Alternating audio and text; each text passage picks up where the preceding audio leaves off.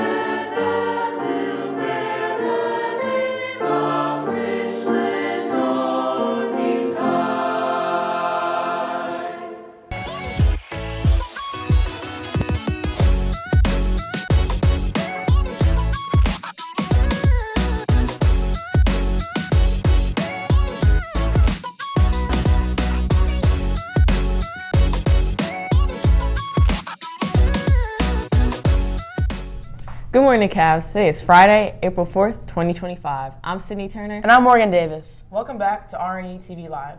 Coming up on today's show, we have Carl's Corner and the Spring Sports Spotlight.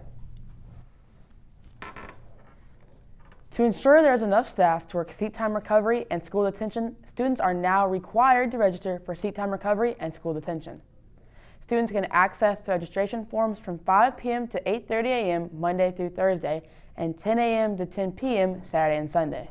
If they are unable to attend their scheduled session, they must email rnhattendance@richland2.org. To register for seat time recovery, go to rnehs.info/str. Students with ID violations or less than 10 tardies are highly recommended to attend after-school tutoring.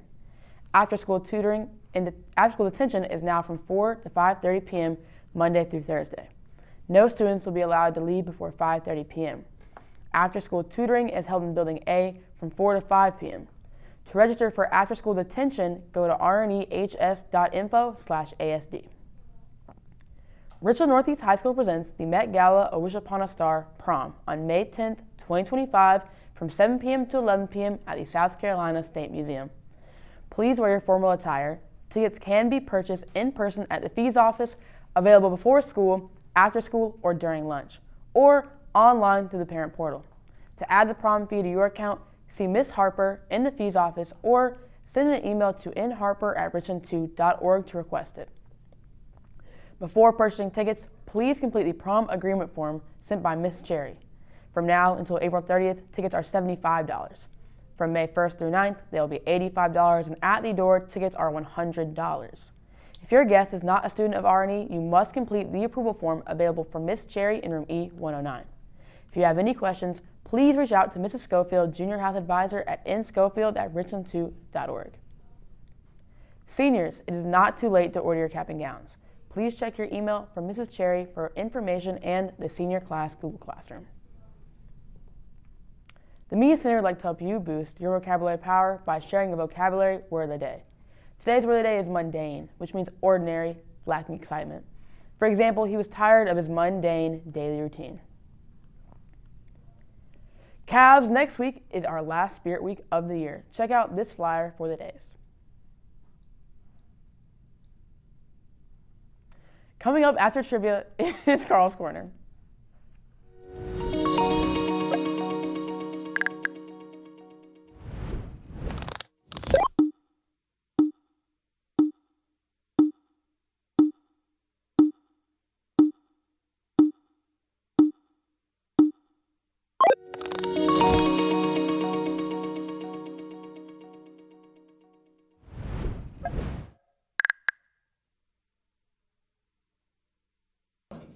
I'm Carl Parrott. Welcome to another episode of Carl's Corner.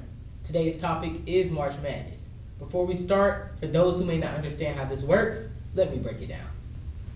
March Madness happens close to mid-March of every single year, and it's kind of like the football playoffs, but for college basketball. There's a first round, a second round, a Sweet 16, an Elite 8, and then there's the most two common ones, the Final Four and the March Madness Championship. Now that you know how this works, let's get right into it. This is how the bracket currently looks, and now that we know that, we're going to take a look at all the games that have led from the Elite 8 to where we are today. The first matchup was Auburn versus Michigan State. Not too much to talk about. Auburn was able to spread the floor and make the right reads to the right people. They were also able to cause Michigan State to get some turnovers that cost them in the second half. But to be going against the number one seed, Michigan State was holding on, but my prediction was right and had Auburn advance into the Final Four and also maybe even the championship. Now our second matchup was Duke and Alabama. Now of course I expect Duke to win this game and maybe see Auburn in the championship later on. But I'm not going to lie, Duke has been killing all year. I was only willing to give Alabama a chance because Clemson was able to upset Duke, and that was something I never expected. And Crimson Tide, in my opinion, is better than Clemson, so I knew they had a slight chance. Duke understood what it took, though, and even though Alabama was fighting hard, they only shot 25% from the three and 35% from the mid-range, ending with Duke winning 85 to Alabama 65. On the other side of the bracket, we had Florida and Texas Tech. I did not know what to expect. This is a game I didn't really have a team to win. I was just watching. But this was a back-and-forth game. And even though these teams were not the biggest name in this year's season, they sure played like it. Both teams had good stat lines overall. But one thing that Florida was doing well that Texas Tech couldn't do was hit free throws. Florida Gators shot 92% from the free throw line, shooting 25 of 27, while Texas Tech was only 53%, shooting 7 of 13. Even though I think Auburn will win the Final Four matchup between these teams, Florida, I think they have a chance to put up a fight. Not win the game, but put up a fight. And lastly, on that side of the bracket, you have Houston and Tennessee. Now, I don't know what to expect. I haven't been watching much of either one of these teams, but based on the run that Houston has been making all season, I had to go with Houston in this matchup. Tennessee just seemed off. They had a lack in shooting percentages. Only Houston came out with the bang, though. Advancing to the Final Four, we had Auburn versus Florida and Duke versus Houston. Both teams that I predicted to win have made it so far, and I really think they will be seeing each other soon in the championship game. Who do you have winning it all? Reporting for RNE-TV Live, I'm Carl Parrott. Now back to the anchors. Juniors that are interested in the medical assistant class for the 2025 through 26 school year must pick up an application from Miss Smith in E107 or guidance. Applications must be filled out in full and returned by April 25th, 2025. In celebration of National Poetry Month and Jazz Appreciation Month, the Media Center is hosting a poetry and jazz event on Thursday, April 24th during second block. Any students or teachers who would like to perform at this event should email their poem to Wanda Brown at wbrown@richmond2.org by the end of lunch on Wednesday, April 9th. You can also drop your poem off to the Media Center by April 9th. This is going to be a great event with music and live performances.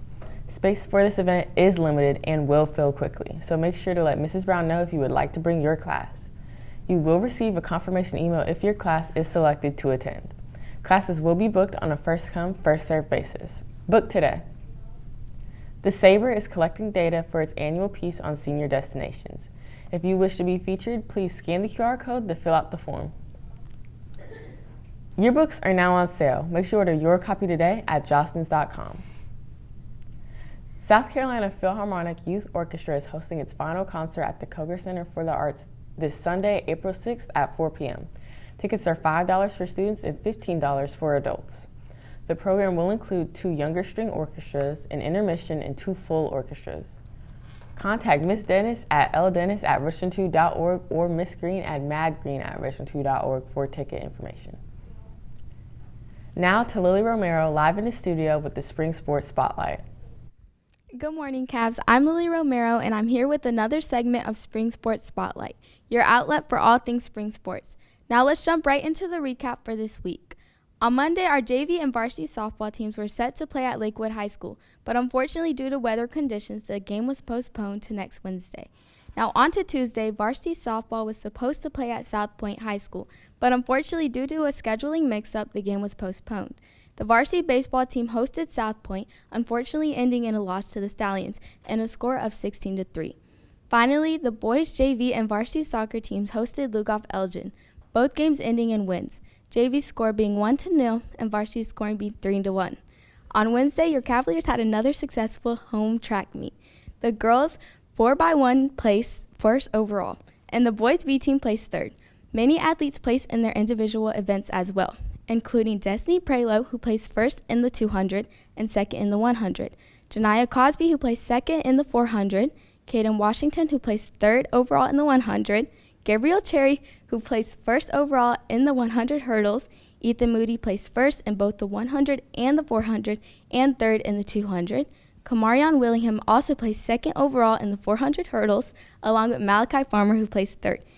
In the end, both the boys and girls teams placed third overall.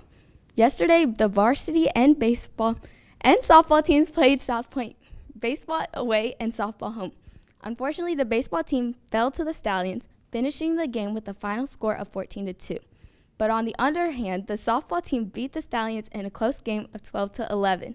The Cows were down by 2 runs with 1 out and one last chance to score when Becca Eli Hoynoski hit a walk-off home run with 2 runners on base, winning the game.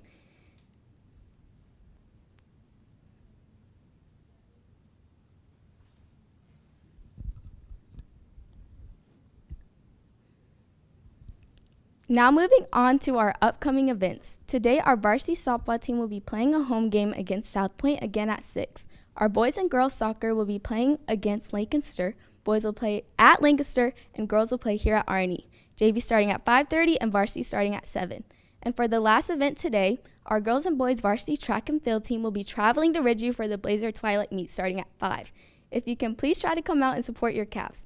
Well, that's all we have for spring sports today. Tune in next week for more updates. Reporting from RNE-TV Live, I'm Lily Romero. And back to the anchors. Thanks, Lily. Well, that's all we have for today's show, Cavs. I'm Sydney Turner. And I'm Morgan Davis. Stay safe, have fun, and remember, It's a great day to be a Cavalier.